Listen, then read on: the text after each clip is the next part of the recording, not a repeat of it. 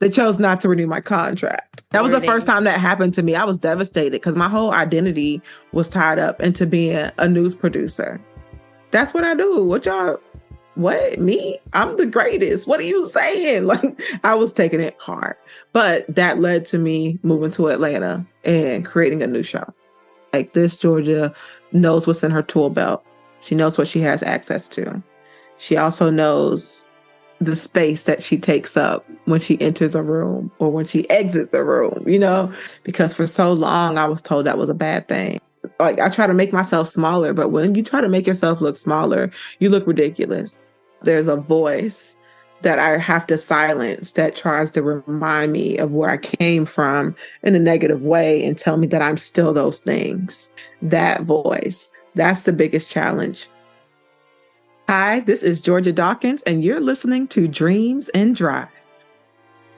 Hey, Dream Drivers, welcome to episode 373 of the Dreams and Drive podcast. And today our guest is author, producer, and comedian Georgia Dawkins. I am really excited for you all to hear this candid, fun, intelligent, witty, smart conversation that we have, because Georgia is going to keep it real about her dream driving journey and what it was like for her to put a dream of hers in drive, working in news media, working as a journalist, helping to create shows that have never been seen before, like Sister Circle Live and the Black Agenda Live on TV One and the Griot. And she's going to tell us all that and the realness behind it, but also then talk about what it's like for her now as she's pivoting into a new field, comedy, right? In 2020, she attended an open mic show, and since then she's performed in Austin, Chicago, Las Vegas, and Philadelphia. And she's putting this new dream of hers into drive, somewhere she's never gone before. So she's going to tell us how she's doing it and all that she's learning along the way.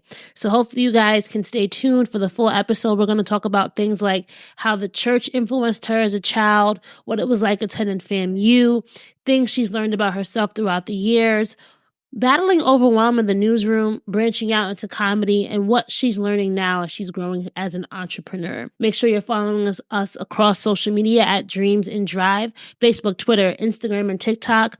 And also make sure that you're subscribed so that you get notifications every time we post a new episode. So if you guys hear the baby in the background, but this is part of Dream Drive, and you got to make it work. How you make it work. All right, super excited for you all to get into this. Let's hear from Georgia. Hi, Raina. Thanks for picking me up.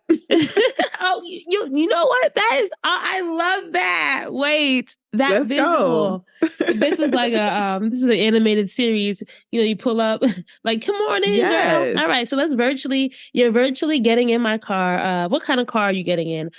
Dream car of mine. When I was younger, I used to love like the BMW 3 Series. I wanted a chocolate brown BMW. That was just like the thing I loved. So, okay, pretend you're getting into my chocolate brown BMW, nice. This is nice. This that 2023. Okay. No, 2024, girl. We got the exclusive drop, right? You're in my front seat, and let's take a drive, right? Take me to your childhood block. Where did you grow up? So I am Georgia from Florida. I grew up in Sebring, which is Central Florida. It's a very small town, population 10,000, 16% Black. Everybody is my cousin. I say that every time. I say it every time because I have to let people know I'm not from like the cool part of Florida. Like, I'm real comfortable around retirees.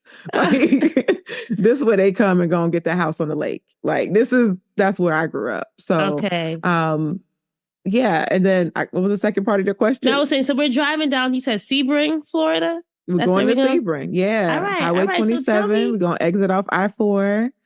Okay. So tell me what was inspiring the young Georgia down there in Sebring, right? Like how did you see the world? And I love asking this question because it's really interesting to reflect on who we were as children, right? And just how that little person has evolved and whether that person would be proud of who we are today. But let's start with what was inspiring you. And then later we'll come back to that. We'll come back. On the road trip back home, we're going to take a stop by Sebring and go back to where we are. All right. So. Okay.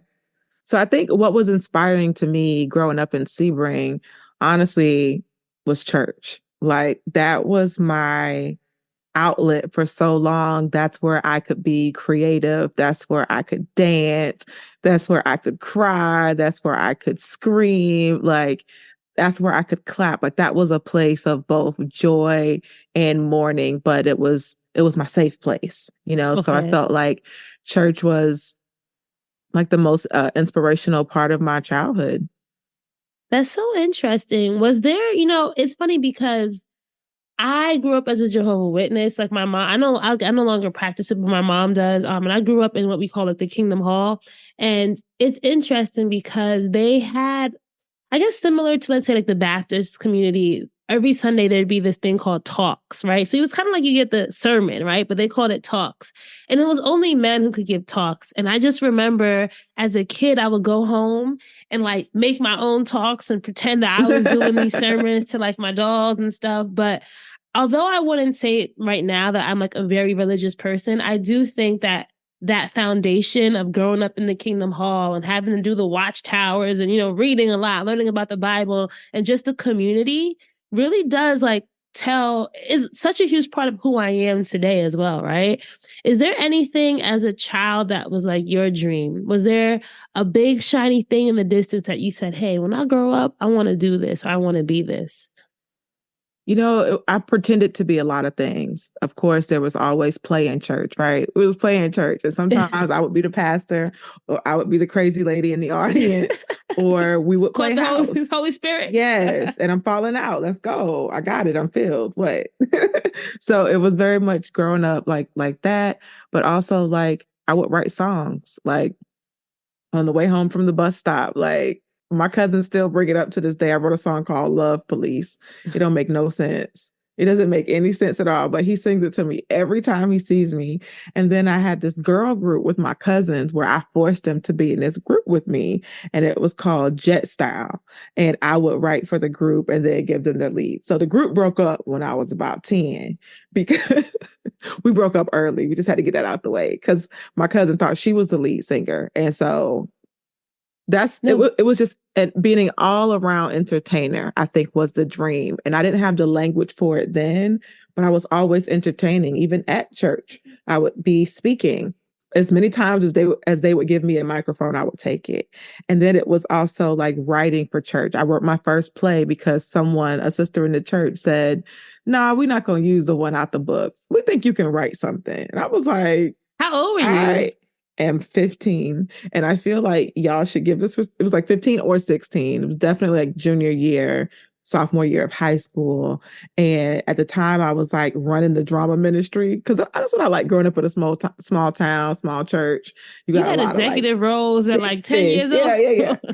So I'm running the drama ministry. I'm writing the skits. And so that actually launched a whole like drama chapter in my life where I got to travel and perform with a few girls from the church. But you see, that's so important. And I think like when we're in it, right, you don't just realize how amazing it is that you're able to do it. But just when you're able to reflect back on it, it's like, dang, like these stuff are always inside of me. And it's also interesting. I say this all the time whenever I interview people. I feel like I pick guests on the show that would have been like my best friends because I was doing the same exact thing. I had a girl group called KRS and we used to remix like Beyonce and Destiny's Child songs. We got our music teacher in elementary school. He really like saw something in us and he used to like make the beats for us and then we perform them at the talent shows. I was definitely similar, like very into entertainment and drama. And it's just interesting how like that kind of stuff lends well for someone to pursue a media career because you can kind of do a little bit of everything when you're in that role. So take me to college, right? What was the dream pulling up, right? We going down to Florida A&M or FAMU? No. We going to FAMU. Florida FAMU. A&M. You got it right. Whatever way you say it, it's right. It's the number one HBCU. It don't matter how you say it. You can mispronounce it and it's still true. Like, okay. All right, so we go with south now, from Sebring down south a little bit, right? Is Florida A&M? If we started in Sebring, we're going north because FAMU is in Tallahassee and that's the state's capital. So the dream pulling up to FAM was to be like an Oprah. Like I wanted to be a journalist ever since I was 12 years old. I knew I wanted to study journalism and go to FAMU from 6th grade. I just knew. And so when no it came hesitations, nothing. No hesitation. All right. Fine. Decision made. And so when it came down to graduating and applying to all these schools and all the fees and stuff, I'm real cheap. So I said, I'm going to apply to one school and one school only. You didn't. No, that takes balls. Like I'm looking at it as like not even. I'm so happy I got in. Balls. That was stupid. I should have applied. It wasn't the smartest thing, but I should have applied to more than one school. But I was just happy to be going to school because I, at 12, got a scholarship to any school I wanted to go to in Florida paid for. By 14, I lost that scholarship for fighting. It ain't my fault. Looking at me. I'm looking at you. It ain't my fault they jumped me. Okay. So I had to fight back. And unfortunately, that was my third strike, allegedly. So I'm still bitter. I'm not bitter, but so many lessons learned from that. I was just happy to still be holding on to the dream after all I had been through. And to get to college and have the opportunity to really get into the field of journalism. But it was on that first internship that I was like, I don't want to be Oprah anymore. I want to be an executive producer. And I made that decision on my first internship. Where did you intern? That really just like, my first internship was at West 2 News. It's an NBC affiliate in Orlando. It was unpaid, child. It was unpaid, and they had me. I was driving from Sebring to Orlando, which was about an hour and a half, hour 45, for 2 days of work. And then I would drive back another hour and a half home so that I could go work a job that paid me. So I did that for 10 weeks. And you were like, never again. But you know what's interesting about that? I remember, so I had an internship at CBS for my 4 years in college. Through the program called Emma Bowen. Did you know about that program, the Emma Bowen Foundation program? Oh, that's real exclusive. Emma Bowen scholars are very prestigious. So it's an honor to meet you, Queen. Emma Bowen scholar. But I realized I had a stint in the newsroom, but I was like on the department that provided the B-roll for all the newscasts. So we were working on the Money Watch desk. And I was like, listen, those reporter people who actually wanted to be reporters, they went hard. And I realized I like being behind the scenes. I couldn't even read the teleprompter. I'm like, this is not for me, right? Yeah. I think figuring out what you don't want to do is equally as important as figuring out what you like, right? What was it about being Oprah that you didn't want anymore? Like, what about that dream? Look. Speaking of circling back, we got to circle back to that dream because I do still want to be Oprah. Okay, I think what it was to be like in that moment was, that's my first internship, my first like exposure to a newsroom. And what, from my point of view, it looked like the people who were on camera were just being told what to do. And I'm a boss. So I would like to tell you what to do. And so the people who were telling them what to do were the producers and the executive producers and the news directors. And so that's when I set out my path to management, because I also learned at that time, and still at this time, there aren't a lot of Black and brown managers, African-American managers when it comes to news, who's deciding what we call the agenda for the day, like the gatekeepers. They're telling you what to think about all day. And so those are the people who own the CBS and the ABC and the NBC and those, media owners. Now, fast forward 15 years, you got influencers now who can tell you what to think. So the gatekeepers have changed. So now that's why I say I'm circling back to that dream, because I'm like, now I have the skill set and the experience from, what I thought was the path to make me better for the original dream that I had. Oh, I love that. I love that. So let's keep that in mind, right? So we're still in the car in the BMW, right? 3 Series. We're at FAMU now. You got this internship, graduation. Where were you headed? And before you got there, what did you feel like? What was that feeling in you? Like, hey, like I'm about to blink. I'll let you take it from there. Oh, that's such a good question. I think that going back to that last semester at FAMU, I graduated in the fall. Because I did so many internships, I didn't do as many classes, but anyway, last semester, I was coming off my last year at ABC News in New York. They hired me as a fellow in 2008, and then they brought me back as an entry-level employee, so like a desk assistant, which is equivalent to like a production assistant. Okay. So I'm working that job during the summer, and then I'm going to school. And they wanted me to come back and work, but I was bored. I was like, I would like to work at a large network, but like, I'm bored. Like, y'all don't know what to do with me. So it was actually one of my mentors who said that I should go to local news because the best producers that on the network level came from the local level, and they really grew fast. I always heard about that, like doing the rounds and the local rounds, like really, that's how you were able to then come back to the bigger markets, right? And then I got my stripes. Yeah, I got my stripes. I did a lot of local news. Anyway, so graduating, I was working a job as a producer overnights in Tallahassee at WCTV, which was a CBS affiliate, and then going to school, taking 17 hours that fall. Graduating, I was just happy to have a contract. I was just happy that somebody picked me. And so I ended up going to Fort Myers, Florida, for 2 years. And that was a really great experience because it taught me, again, where do we go from here with the dream? And as you know, in TV, a lot of contracts are 2 years to 3 years. But I was able to graduate, leave WCTV, and go to Waterman Broadcasting in Fort Myers, which ran the NBC and the ABC affiliates. What were you learning about yourself, and what was making you a badass during these times, right? Because I think if you look back to those few years after college, you're still kind of, at least for me, you're trying things out, but at the same time, you're figuring out what you like and what you're actually good at and how you can make a mark in this adult world, right? When I look back, I feel like that girl was delusional. Why? I was learning that, one, I don't really like answering to people. That's really getting on my nerves. I was also learning that the news makes me sad. The news drains my energy. It suffocates my creativity, and I don't like who I have to be in this environment. So that's what I was learning on that first job. You learned that. Did you take that lesson and apply it to where you'd go next, or did you kind of still stay in the news world because, hey, that was the route that you thought you wanted to go?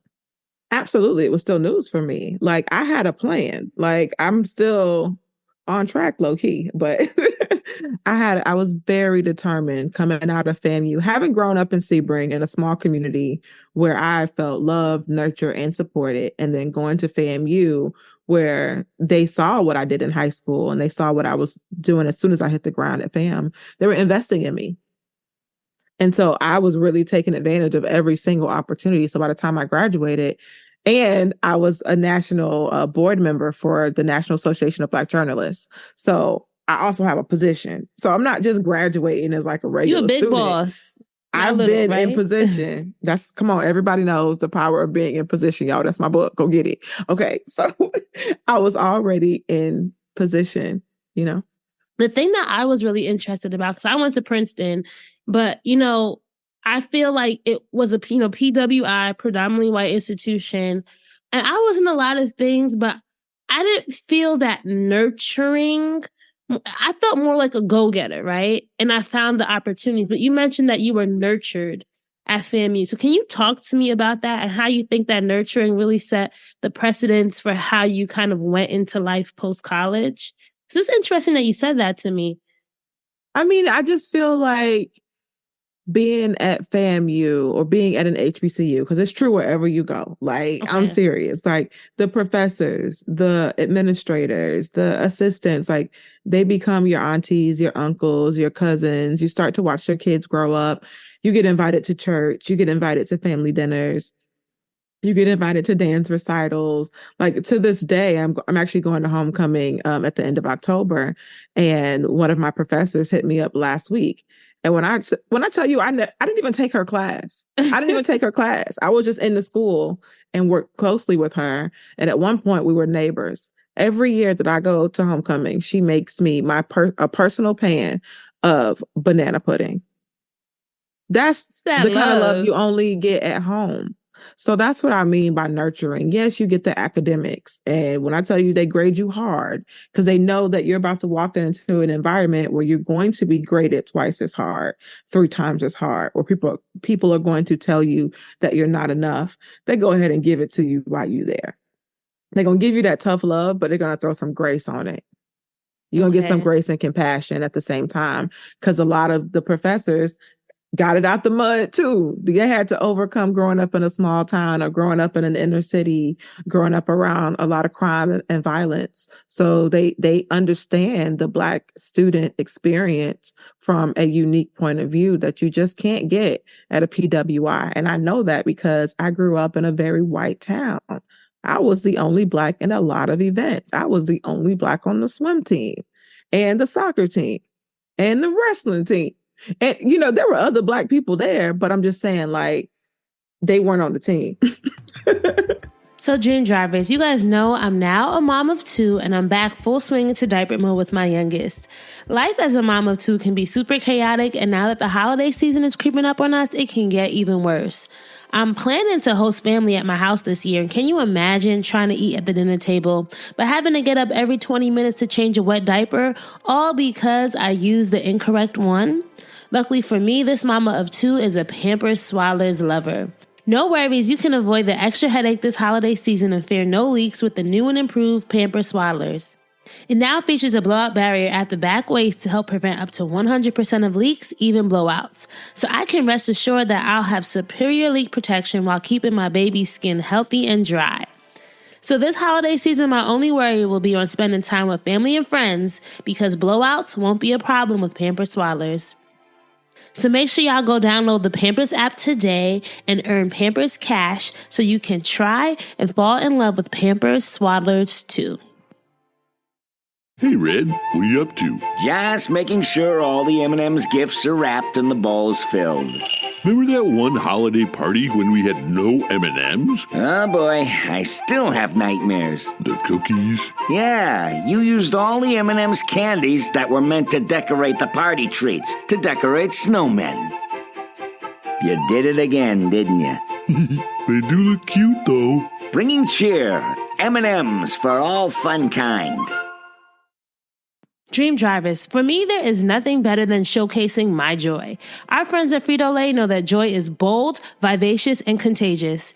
Joy gives life flavor, rhythm, and vibes. And when joy takes flight, it can't be contained. It is robust, more than a smile or a laugh. It's an infectious experience. So here's to all the creators that inspire us with your creativity and passion. Let's keep filling the world with joy. And make sure you look out for the My Joy campaign, powered by Frito-Lay. It was just me. Flip side on that, right? What were the lessons you learned about just how to exist in those worlds, right? It's great that you have both worlds, right? Because I feel like I grew up in a very Black community, right? So then I went to school in a non-Black community. So it's like I knew how to code switch, but I learned that in school. But for you, you had that experience when you were home and growing up and then finding that nurturing community post-college, right? So do you think there were any lessons there that you think you carry to today, just being the only? Oh, yeah, absolutely. I'm still unpacking a lot of the side effects of growing up white or growing up in Florida. And it's something that I didn't really see until I started performing stand-up and watching the tapes back. And hearing my voice, I can hear when the crowd is white. I can hear when the crowd is Black. Okay, by like the reactions to things, right? No, in my voice, in my tone, and how I was like custom. Yeah, it's deep. Like whatever environment you put me in, I'm going to adapt. Is that good? Or so, I would think that it is a trait. It is a character trait, but for me, it is exhausting. The challenge that I have accepted is that I'm chasing my own authenticity. I'm still trying to get to the core of who I am. And that's something that I'm able to do, not just through, journalism and writing, but through comedy, because in comedy, I'm talking about my real life, real experiences, and when it comes from a real place, you want people to feel it in a real place. And if you're wrapping it up in something that's not authentic, then that changes the chemical makeup of what you're trying to feed them. So that's deep. For me, and that's first, something I want to be, the exhaustion part, right? Because we might see it as a useful trait. We might see it as something you got to do, but not really thinking about the toll that it's taking on the body and just the soul and more. I'm thinking about that too in my own life. And it's funny because on the flip side, when you come back into the communities, right, that look like you and they feel like you don't belong. Like, girl, why you sound like that? Or I used to get that a lot growing up. Raina, you talk white. I'm like, what does talking white mean, right?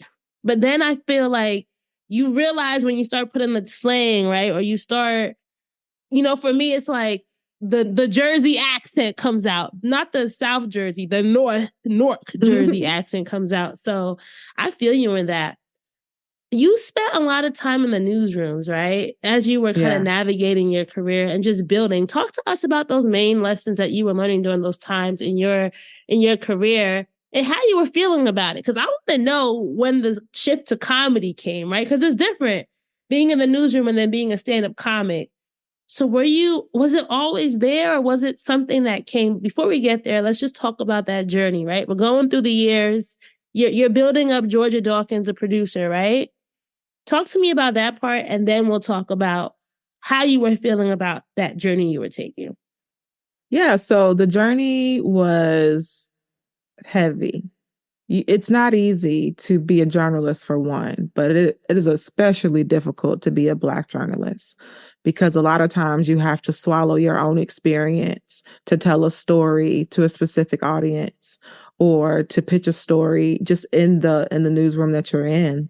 Oftentimes I felt like I had to be the only because I was the only one. So I'm pitching the Black stories. I'm pitching the stories in the poor communities that maybe aren't around gun violence, and drugs. There's other organized crime, going on too. So it made me more creative in that sense because my counterparts didn't look like me and they were coming from a certain way of thought. And so I brought some diversity of thought to the table. But it was very difficult. There were managers who didn't respect me just because of how I show up. This is just who I am. Never to challenge an authority, but if they felt intimidated by my ideas or my or my presence, then they might challenge me physically, like my proximity to space. Like I had a producer get in my face one time. Like actually in your face? Yeah, girl. What did you have? Is that an HR violation? I would have been like, reported. But HR is to protect them. It's not to protect you as the employee. It's to protect that company. And I learned that real fast. There's nobody here to protect me. And a lot of times, even the Black managers were playing a certain role because they were the only for so long. So they got to protect their space too. And they want to look good. So that they may have to sacrifice you, throw you under the bus. And so that has happened several times. But yeah, I've had some people get up in my face. I've had people touch my personal property, touch my computer while I'm away. Like maybe I forgot to lock it and walked away, come back and something's changed. What happened? But especially working in Florida, I felt like I was the most unprotected. And that goes for working in Fort Myers and working in Tampa. Orlando was different. I was an intern, but Tallahassee, I felt protected. So definitely like maybe the southern parts of Florida. But there are pockets of Florida that are very, very southern, and not in the sweet potato pie kind of way.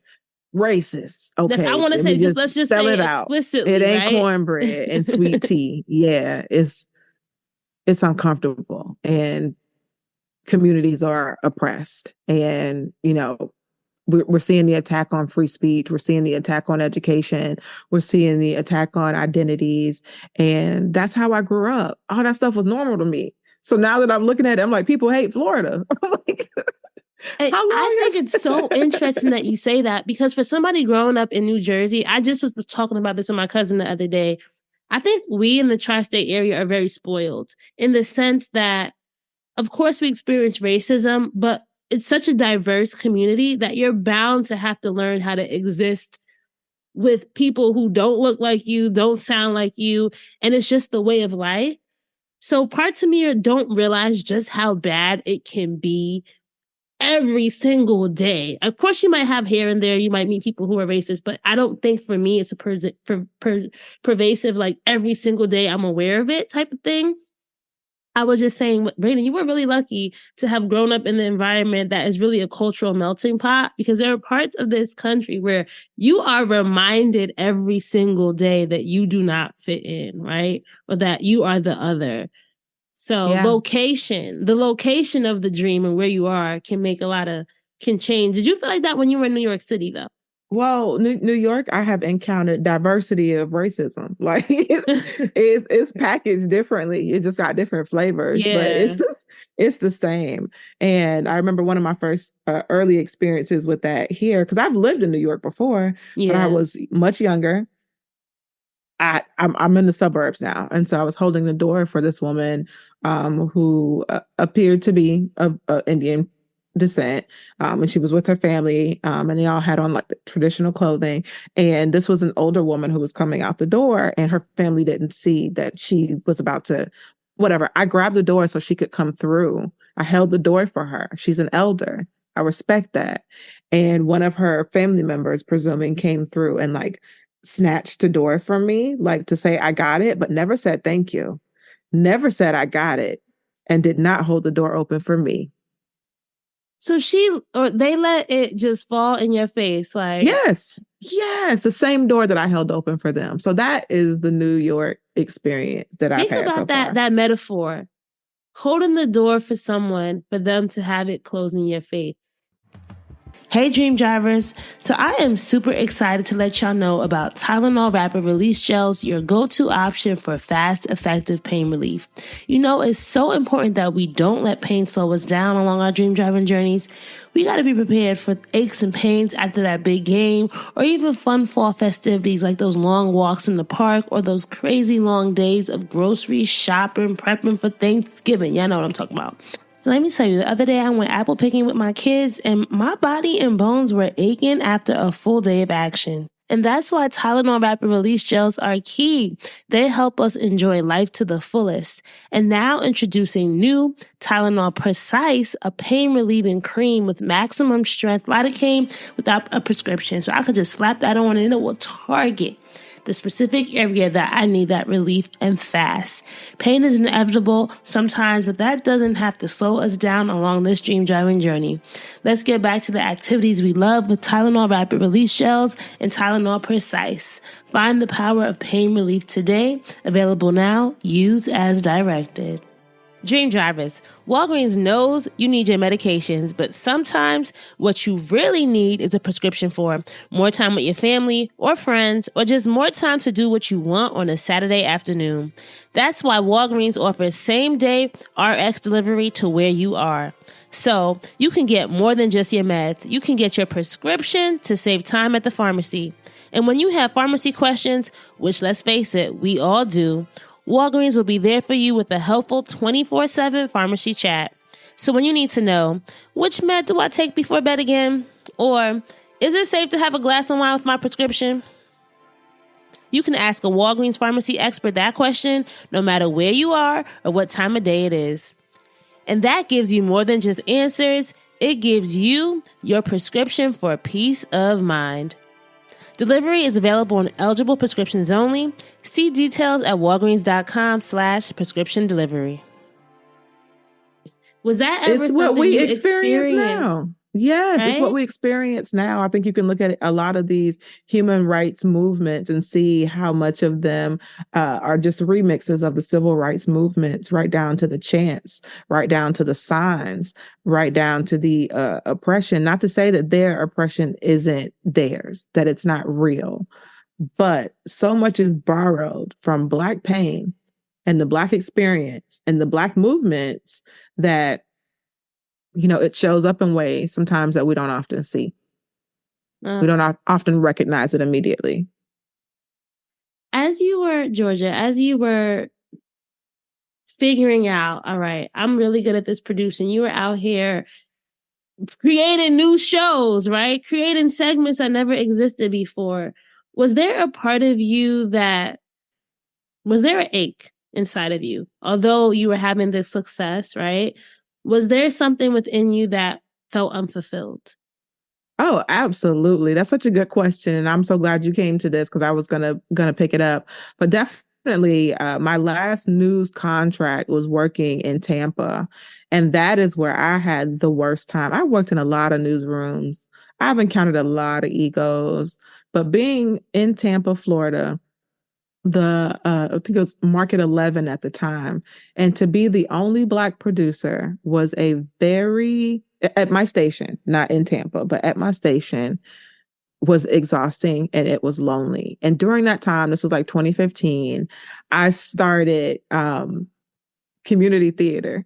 Like, look, I tried to get back. That drama came back to you, right? Right. So the plays that I wrote as a teenager, I was aching to be on stage again. And I was like, I wonder what it would be like to do a community play. So girl, they done cast me in Scrooge the musical. I'm in Scrooge and I'm the only Black person. So they gave me 2 parts. They gave me 2 parts so people didn't miss me. I played 2 different roles, but there was an ache. There was a yearning to perform, and there was an exhaustion from working the news. And so that same year, I wrote a blog about being the only, being other, feeling other in spaces. And it was a blog that was inspired by a session I attended at the Journalism and Women's Symposium, their annual conference, and where all the women had to go around the room and think about times where they felt other in their newsroom. And they were so, like, it was overwhelming, the amount of experiences. And so I wrote a blog about my experience and how I wanted to leave news, but I felt a calling to represent underserved communities. And so therefore I was sticking it out. That blog led to me getting fired, girl. Like, they didn't. I was just about to ask you, how long did you stick it out? I stuck it out as long as I could, but I got to be honest, I knew I was supposed to leave. I knew that I originally wasn't supposed to be in Tampa. I was supposed to be in grad school, but I didn't get the scholarship I thought I was going to get.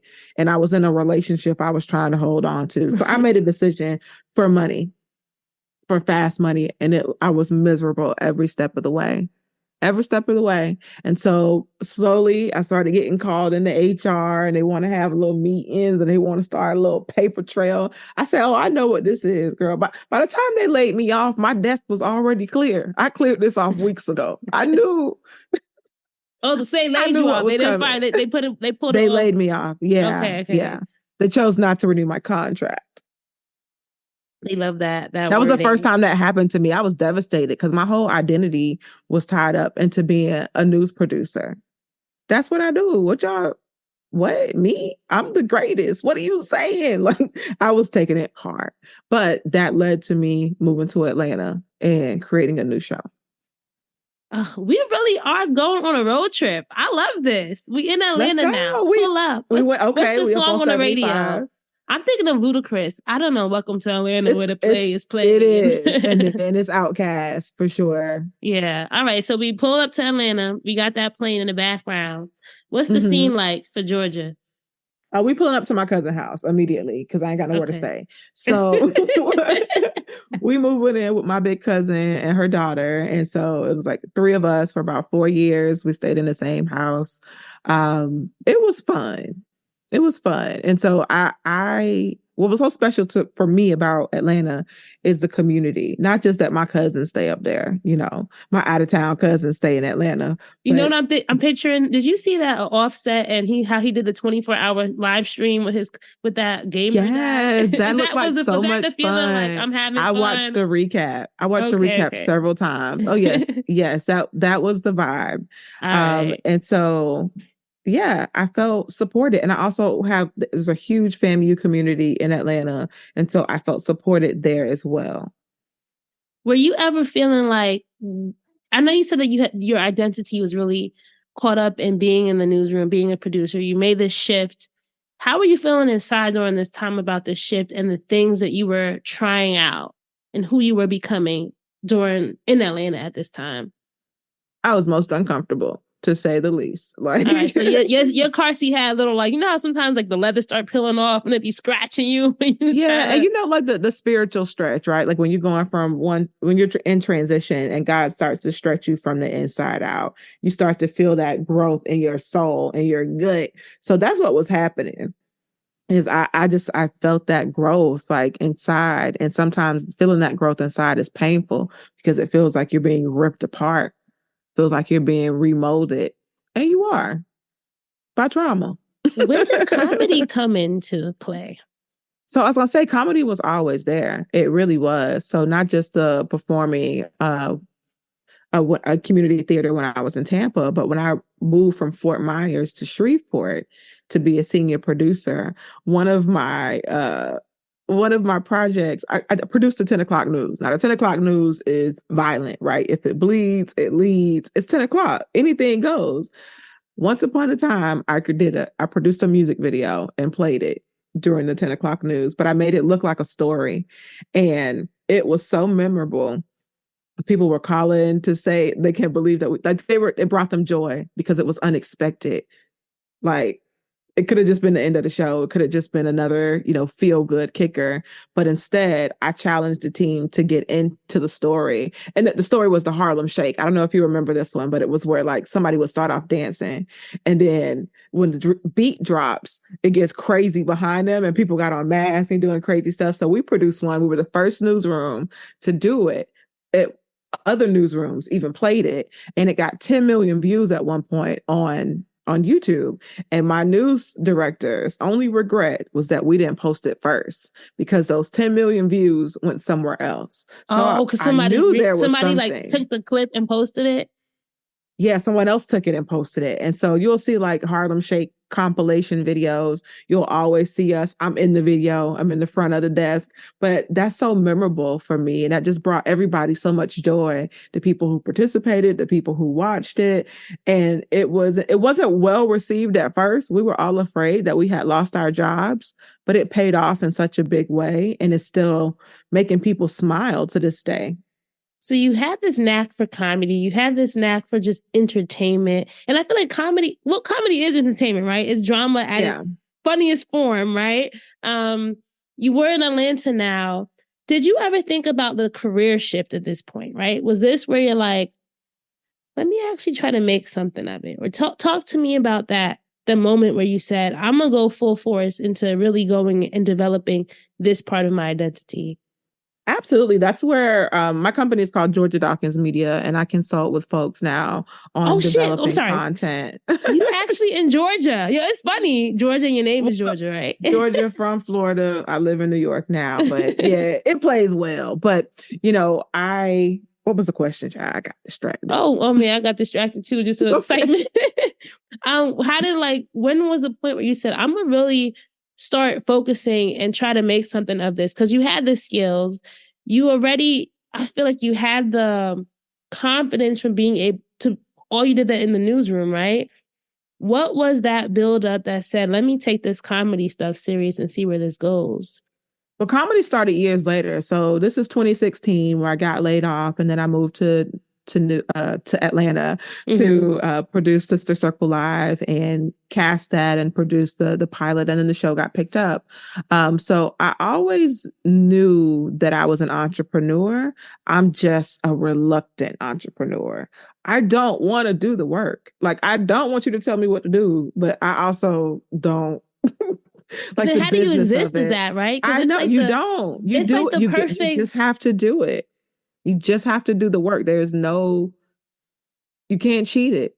You can't just, it don't happen like that. And so your soul will never really feel fulfilled if you don't pursue it, right? You know what I mean? Yeah. It's like you can try to fight it as long as you want, but it's going to keep coming back and knocking at your door like, hey, I got your keys. Let's get in the car. Let's get going, right?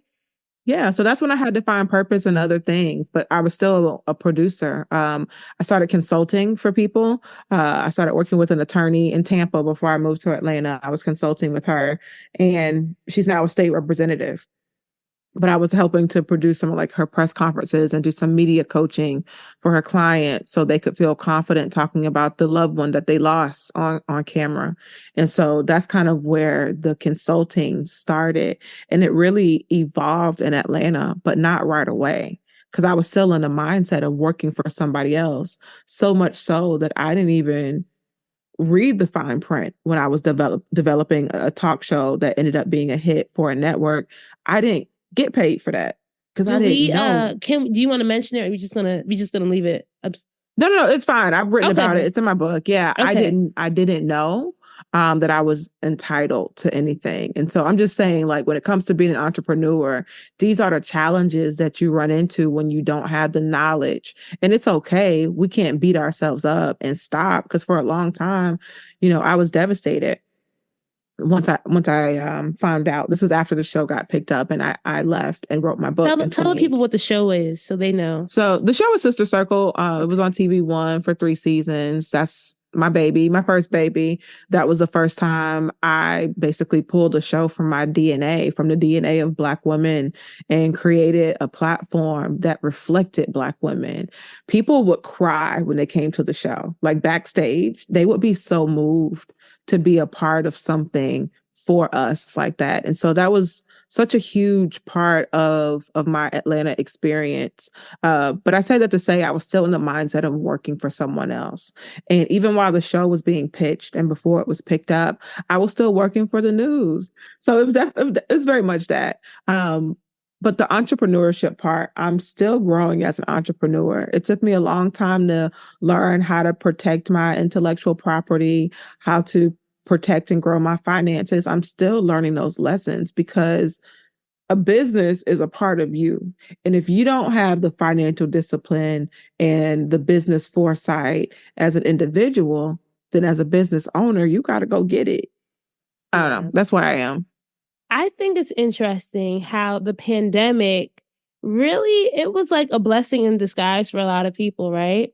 And I say that because although all these horrible things were happening, people were dying, people were at home, and people had time to kind of say, let me pursue that thing, or let me try this thing that I always wanted to pursue, but I wasn't able to.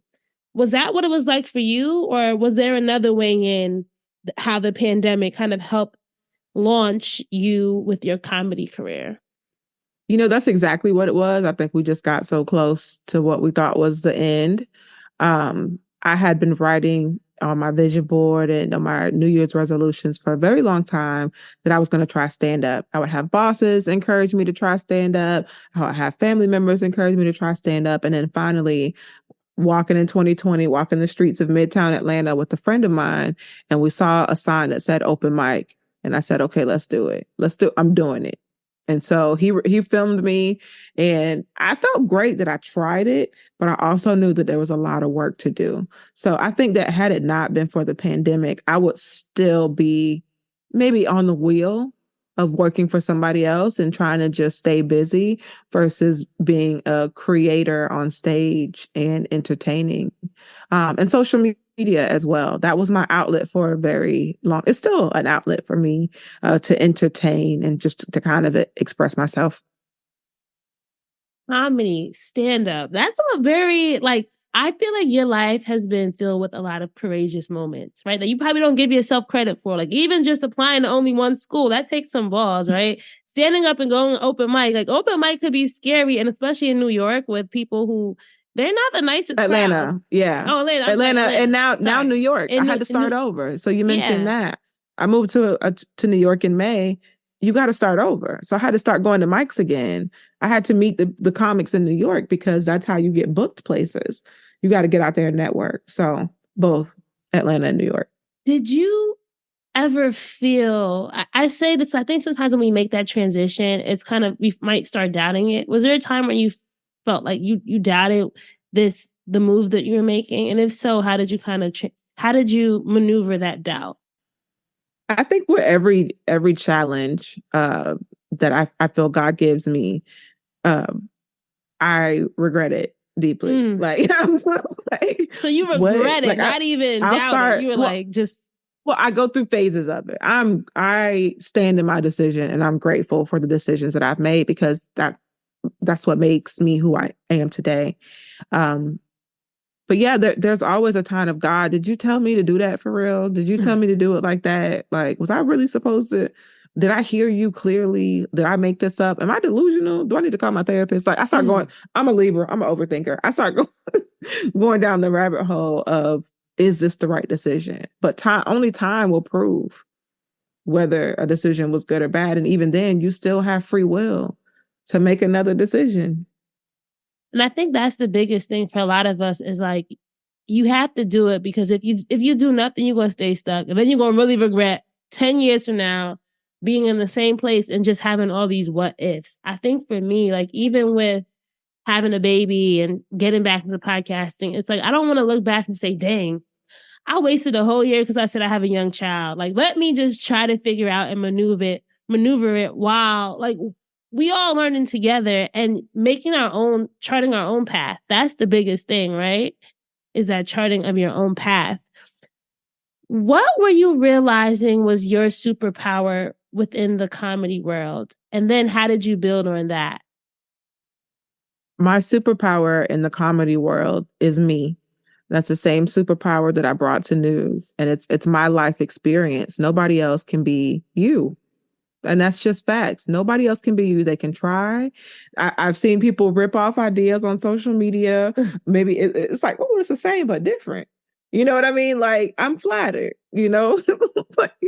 but as long as I can continue to show up as me and not in the code switching, that's a success to me.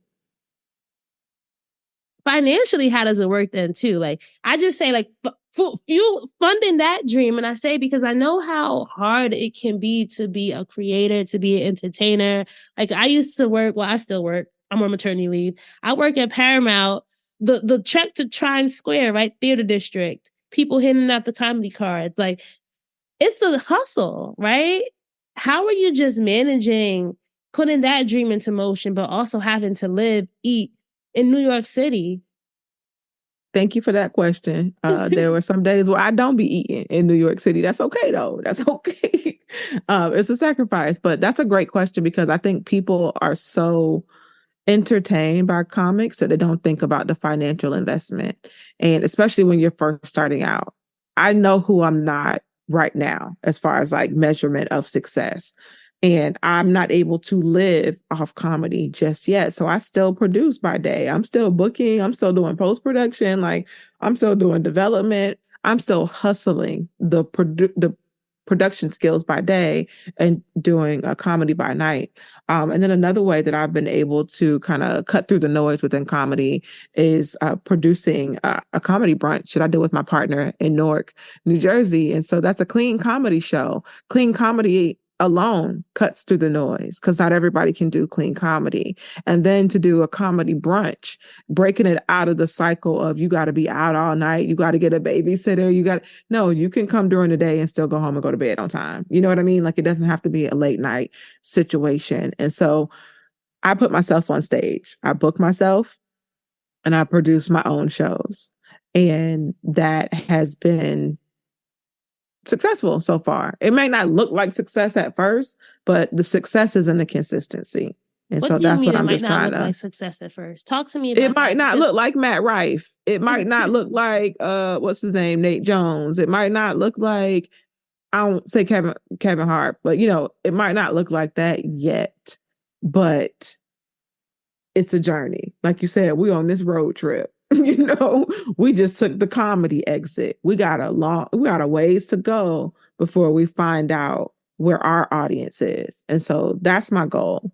I get out there, I do my jokes, I share parts of Georgia. I feel so vulnerable after I perform, because that's really me, And if you didn't really like me, then I might internalize that. So anyway, that's a whole nother thing. But within that, I think what I think is so amazing about your story is just, you didn't imagine this for yourself as that, young person applying to one school. You had this one goal and the dream shifted. Talk to our audience about why it's so important to embrace those pivots along the journey, right? That is so good because I'm just coming back from Chicago where my journalism world and my comedy worlds collided. I spoke at the Journalism and Women's Symposium, which is an organization of women journalists. They meet annually, and this year we met in Chicago. Not only did they bring me to Chicago to speak about going from journalism to comedy, I did 2 sessions at the conference, and women journalists, mostly older white women, showed up to hear me speak about going from journalism to comedy. That was so affirming to me. In addition to that, I got to close out the conference with a comedy set right after the Secretary of Interior, Deb Haaland, addressed the audience. As soon as she got off stage, somebody came up and introduced me. I was like, what's happening right now? I feel like I should be doing an interview. That's what's happening. And so being in these affirming environments, having people invest in me, and that might look like, hey, girl, you want to do a show in Dallas? You can stay with me. Hey, girl, you want to do a show in San Diego? You can stay with me. I got you. I have friends host me in Austin. I have friends host me in Chicago. I've had friends host me all over so that I can take advantage of the opportunity to get on stage and experience a new audience. You know, in the beginning of this interview, you talked about wanting to be Oprah, right? I'm going to switch it up. You're Georgia, right? Yes. Georgia, period. Let them know. What does that mean now? I love Oprah, right? Not saying you can't still, of course, we're all inspired by her, but what does it mean to be Georgia? Where are we now in the car? We in New York City now? We in New York. All right. What does it mean to be Georgia, period? Or Georgia exclamation or Georgia question mark, right? Like, what does it mean to be you right now? And where is that Georgia going? That's so good. To be Georgia right now means to use the tools I know I have. So talk therapy, my community, prayers, fasting, like this Georgia knows what's in her tool belt. She knows what she has access to. She also knows the space that she takes up when she enters a room or when she exits a room, you know? So I'm getting more comfortable with taking up space because for so long I was told that was a bad thing. I still feel too big I try to make myself smaller, but when you try to make yourself look smaller, you look ridiculous. One of my friends once told me it's equivalent to the people of Walmart. And that's just referring to the Facebook group where they take pictures of people who are dressed ridiculously in ill-fitting clothing. Walmart that's too small. That's what you look like when you try to make yourself small, when you try to fit into something that no longer serves you. And so I'm learning what to do with these gifts, but I'm also in a place now, I'm 36, where I can show up. I am showing up much more comfortably. I'm excited about getting closer to 40 because I heard when you get 40, honey, you just don't care. It's like, I'm gonna tell you nothing. Me for who I am, right?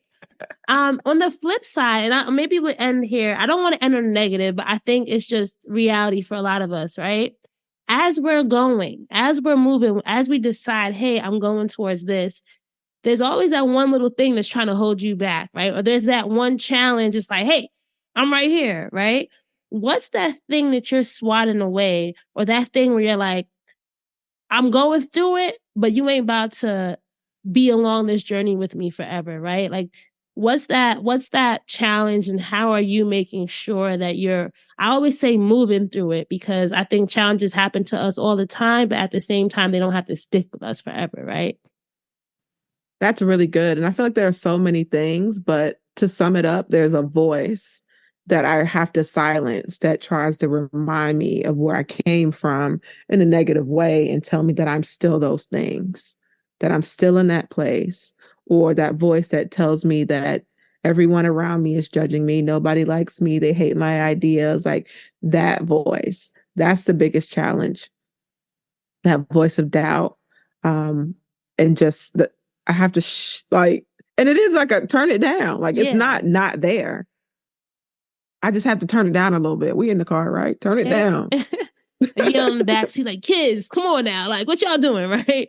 So like you can't get rid of it 100%, but you can control Turn how it much down. you're allowing it to and reframing it too. Yeah, that's like maybe it's just, and I say that I end on it because I like this to be realistic, and I think that we're always gonna have something that we're going through. Like no dream is perfect, right? Like, as we know, like with the Jada and Will thing, there's always something, right, that we'll never know about until someone wants to put it out. But I just want to thank you so much for sharing your journey, Georgia. But before we end, in order to be a dream driver, you have to have your keys to success. So can you tell our dream drivers 3 things that they need in their toolkit before they hit the road? 3 things that may have helped you, 3 things that you wish you had, anything.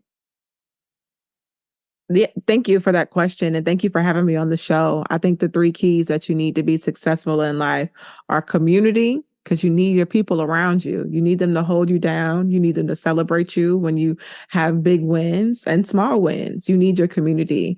Also say consistency. That's the thing that a lot of us struggle with, especially me, with discipline. But I have seen the fruits of the labor. If you are consistent in doing the work, it will pay off. And I think the last key that you need is humility. I used to say this to myself a lot in those early days of producing, and that's stay humble and stay hungry. I love that. Stay humble and stay hungry. And I have a bonus question for you, only because it's kind of for my own self as well. And we couldn't not ask you this because you are such a badass at what you're doing. For anybody who's trying to get on TV, who's trying to be a producer, who's trying to be in media, what's the lessons you've just learned about what it takes to actually make it, right? Like you've been behind the scenes. You've seen how a lot of these great companies are working, been able to see how these great reporters are working. Just what's your 2 cents on that? 1, working hard, and 2, relationships. You don't get into any door, whether that's comedy or news. I'm still booking people that I met when I first moved to Atlanta because they've kept in touch with me. They've been consistent in posting updates. So now when I'm in position to book someone for a major news segment, I know who to call because I've been watching you, and we now have a relationship and a rapport to where I feel confident putting you in position. And so I think it's about nurturing these relationships authentically. People can tell when you're showing up because you want something. I can't tell you how many times somebody slides into my DM asking me for a connect. Hey, do you know somebody at Good Morning America? Well, as a matter of fact, I do, but I'm not just gonna give it to you. What? I haven't heard from you. You know what I'm saying? Like, how do I know? I don't do that anymore. I've had people use my name without permission. I don't like that. So let me know so I can help you get to where you're going. You got to be respectful of the process and respectful of not only your relationship with me, but my relationship with the networks and the people at the networks. Because all these relationships have to be protected. Everybody's going to want something. What are they getting out of this? What are you getting out of this? Yeah. So I do teach people that about how to pitch themselves to the news, and also how to develop their own podcasts and web series.